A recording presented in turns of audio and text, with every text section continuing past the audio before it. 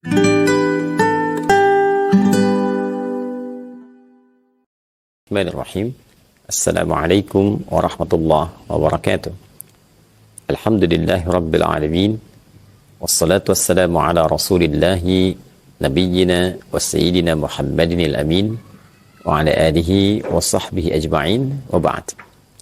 Saudara-saudariku, shaimin, as-shaimat dimanapun berada, alhamdulillah kita masih diberikan kesempatan, kemampuan dan kekuatan untuk beraktivitas dan sampai pada detik yang sangat menentukan perjalanan di bulan Ramadan yang mulia ini hingga tiba di 10 hari terakhir di penghujung Ramadan. Semoga sampai detik ini seluruh rangkaian aktivitas kita dinilai sebagai ibadah yang diikhlaskan hanya kepada Allah Subhanahu wa taala.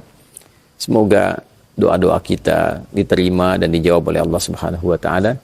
Semoga dosa-dosa kita digugurkan dan diampuni oleh Allah Subhanahu wa taala, dan semoga seluruh ibadah yang kita tunaikan diterima dengan penerimaan terbaik oleh Allah Subhanahu wa taala.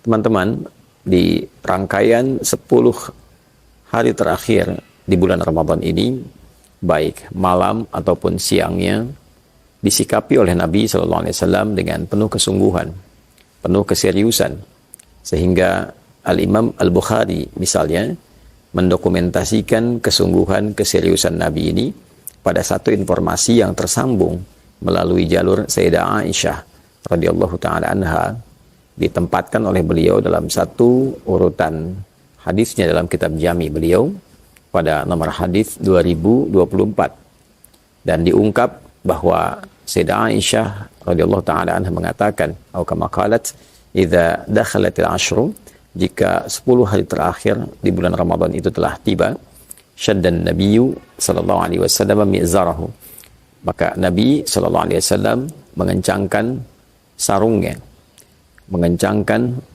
pakaian beliau untuk menunjukkan kesungguhan, keseriusan dalam beribadah, menyingkap berbagai macam kebaikan yang bisa dikerjakan, dan menunda pergaulan-pergaulan biologis dengan istri-istri tercinta, dan mengkhususkan kegiatannya untuk bertakarrub kepada Allah Subhanahu wa taala. Ahya lailahu, beliau menghidupkan malamnya, dan aiqadha ahlahu, membangunkan keluarganya. Dalam konteks menghidupkan malam ini, ada sesuatu yang menarik kala Nabi Sallallahu Alaihi Wasallam banyak sekali memotivasi kita dalam rangkaian hadis yang beragam untuk menghidupkan malam-malam 10 terakhir Ramadan. Ada banyak sekali tinjauan dan catatan dari para ulama terkait dengan keistimewaan 10 malam Ramadan ini, dan tentunya tidak mengabaikan keistimewaan yang didapatkan pada siang harinya saat kita menunaikan ibadah puasa. Pada 10 malam terakhir ini ada beberapa momentum yang sangat diburu oleh umat Islam, mengacu pada besarnya potensi kebaikan yang disebutkan dan diisyaratkan oleh Nabi Sallallahu Alaihi Wasallam. Di antaranya adalah potensi mencari malam kemuliaan, malam keberkahan. Disampaikan di dalam Al-Quran surah Ad-Dukhan misalnya di ayat yang ketiga, saat Allah Subhanahu wa taala berfirman, "Inna anzalnahu fi lailatin mubarakah." Dan demi keagunganku, aku turunkan Al-Quran itu di malam yang penuh dengan berkah. Ya, ayat ini ingin memberikan satu isyarat bahwa ada satu malam yang perjalanan waktu di malam itu seluruhnya diberkahi dengan keberkahan turunnya Al-Quran. Dengan sempurna di surah ke-97, yaitu surah Al-Qadar, dijelaskanlah kemudian di antara detil keberkahan yang dimaksudkan. Saat Allah Subhanahu wa taala berfirman, "Inna anzalnahu fi lailatul qadar." Yang dimaksud malam mubarakah, malam yang diselimuti keberkahan itu adalah malam Al-Qadar, malam saat diturunkannya Al-Quran dengan segala keistimewaan dan keagungan yang melekat di dalamnya. Wa ma adraka ma lailatul qadar? Tahukah Anda malam Al-Qadar ini, malam yang penuh berkah ini, Lailatul Qadri khairum min alfi syahr. Malam penuh berkah ini diliputi oleh limpahan pahala yang mengungguli, melebihi nilai dari 1000 bulan. Seringkali sementara pakar menghitung 1000 bulan ini kurang lebih ada yang menghitung 82 tahun sampai kisaran 85 tahun. Jadi bila ada seseorang beribadah bertepatan dengan malam ini, maka potensi pahala yang bisa dia raih setidaknya kurang lebih 85 tahun. Orang membaca Al-Quran bertepatan dengan malam ini, maka bacaannya bisa bernilai setidaknya 85 tahun. Anda membacakan Alif Lam Mim seakan mendapat pahala. Bacaan itu lebih daripada 85 tahun membaca Alif Lam Mim tanpa henti. Ada orang menunaikan sholat bertepatan dengan malam itu, maka sekalipun sholat yang ia tunaikan 2 rakaat misalnya, seakan ia menunaikan sholat dimaksud lebih daripada 85 tahun. Tanazzalul malaikah, malaikat berbondong-bondong turun. Saking banyak yang turun, dijelaskan dalam ayat itu dengan menggunakan formulasi tanazzalu fi'il mudhari'nya itu tak pertamanya itu tidak difungsikan.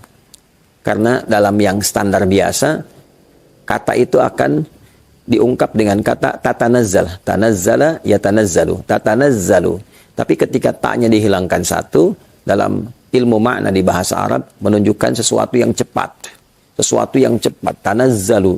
Cepat sekali malaikat itu turun. Dan bukan hanya cepat, banyak yang turun. Ya, saking banyak dan cepatnya sehingga padat keadaan bumi itu digambarkan oleh para mufassir, dan saking padatnya suasana alam menjadi lebih tenang. Tanazzalul malaikatu, para malaikat itu turun fiha di malam itu, ya. Kemudian apa yang mereka kerjakan? Banyak hal, ya. Mereka menyertai berbagai macam perkara, persoalan. Yang zikir ikut malaikat berzikir, yang sholat ikut sholat, yang membaca Al-Quran disertai bacaan Al-Qurannya, yang berdoa disertakan permohonan jawaban, yang memohon ampunan disertakan permohonan pengampunan kepada Allah Subhanahu wa taala. Bahkan malaikat Jibril pun menjadi pemimpin di kalangan malaikat yang turun ini. Tanazzalul malaikatu waruhu fiha. Ruh yang dimaksud Ruhul Amin, yaitu malaikat Jibril alaihi salam. Malaikat Jibril turun, malaikat yang lain turun. Sayyidul malaikah, dan para malaikat turun menyemarakkan malam yang penuh dengan berkah ini. Apa yang diilustrasikan dalam Al-Quran untuk memberikan gambaran yang kuat kepada kita untuk memburu malam ini? Ya, di antaranya selain tanazzalul malaikatu warruhu fiha min kulli amr, dari semua urusan, ya, adalah salam. Ada kedamaian, ketentraman, ketenangan. Malam ini dihiasi secara alamiah karena tadi banyak malaikat yang turun, maka suasananya lebih tenang, lebih damai, lebih tentram. Auranya begitu baik. Orang-orang yang mendapatinya mendapatkan frekuensi serupa. Tenang ke dalam hati, tenang ke dalam jiwa. Dan ini berlangsung sampai menjelang fajar. Ya, hiya hatta matla'il fajr. Malam ini berlangsung sampai menjelang fajar. Tibanya waktu sahar. Sekitaran kurang lebih 30 sampai 45 menit sebelum masuknya waktu subuh, sebelum masuknya waktu fajar. Jadi, bila kita ingin gambarkan keistimewaan malam penuh berkah ini, bentuk keberkahannya ada ketenangan, ada kedamaian, ada penyertaan malaikat dari semua perkara dan urusan, ada pelipat gandaan pahala dari setiap amalan, ada dosa yang berpotensi diampuni, ada pahala yang mengalir begitu luas dan terbentang dengan durasi yang cukup panjang. Tentu ini sesuatu yang mewah, yang sangat dibutuhkan oleh siapapun, sehingga dengan itu Nabi memberikan motivasi, membangunkan keluarga, dan minta semua kita untuk mengoptimalkan potensi tenaga, pikiran, bahkan waktu kita untuk mencoba mendapati malam yang dimaksudkan, memburu malam keistimewaan. Bagaimana caranya? Ada banyak ragam yang disampaikan kepada kita, dari ragam mulai parsial, dalam arti menandai waktu-waktu tertentu. Pernah diisyaratkan malam ke-27, pernah diisyaratkan malam ke-23, pernah diisyaratkan malam ke-25, bahkan pernah diisyaratkan malam ke-29, sehingga ada kesimpulan awal yang menyampaikan untuk memburu malam-malam ganjil. Untuk itu seringkali didapatkan di kehidupan masyarakat di beberapa tempat. Kalau ganjil, ramai masjid malam-malamnya. Masjid-masjid besar, masjid biasa, ramai memburu malam ganjil, ingin mendapatkan malam Al-Qadar. Tapi yang penting dicatat adalah kekuasaan atau hak prerogatif untuk bisa menetapkan malam itu tentu kembali kepada Allah Subhanahu wa taala. Yang penting kita catat waktunya malam. Apakah datangnya ganjil, apakah datangnya genap, itu kembali kepada kebijakan yang diberikan oleh Allah Subhanahu wa taala. Untuk itu, cara paling tepat dan cara paling efektif yang memberikan potensi lebih kita mendapatinya adalah menghidupkan setiap malamnya. Karena bahasa hadisnya pun yang tadi teriwayatkan telah kita sampaikan, ahya lailahu. Nabi menghidupkan setiap malamnya. Ya, malam khususnya 10 malam terakhir itu. Jadi kalau kita hadir di setiap malamnya, baik itu genap ataupun ganjil, menunaikan amalan, insya Allah potensi mendapatkan malam Al-Qadar itu lebih besar dibandingkan dengan hanya memburu di satu waktu tertentu saja. Ini cara paling efektif, langkah paling strategis untuk mendapatkan apa yang dimaksudkan. Terlebih bila ada di antara kita yang bahkan sudah menghidupkan malam, alhamdulillah dari sejak malam pertama, malam kedua, sampai malam yang terakhir. Dan puncaknya saat kita takbiran tentu, dan itu sudah berakhir. Ya, bila seluruh malamnya kita isi dengan ibadah, maka potensi besar kita mendapatkan malam Al-Qadar yang dimaksudkan. Lebih dari itu, Sayyidah Aisyah radhiyallahu taala anha bertanya pada Rasulullah SAW, meminta petunjuk jika bertepatan dan merasakan frekuensi yang serupa dengan isyarat malam Al-Qadar, apa yang harus dilakukan? Nah, itulah yang insya Allah kita akan jawab di pertemuan berikut, sekaligus memberikan tanda keberhasilan bagi orang yang meraih malam Al-Qadar seperti yang telah diuraikan. Allahumma taqabbal minna innaka antas samiul alim wa tub alaina innaka antat tawwabur rahim.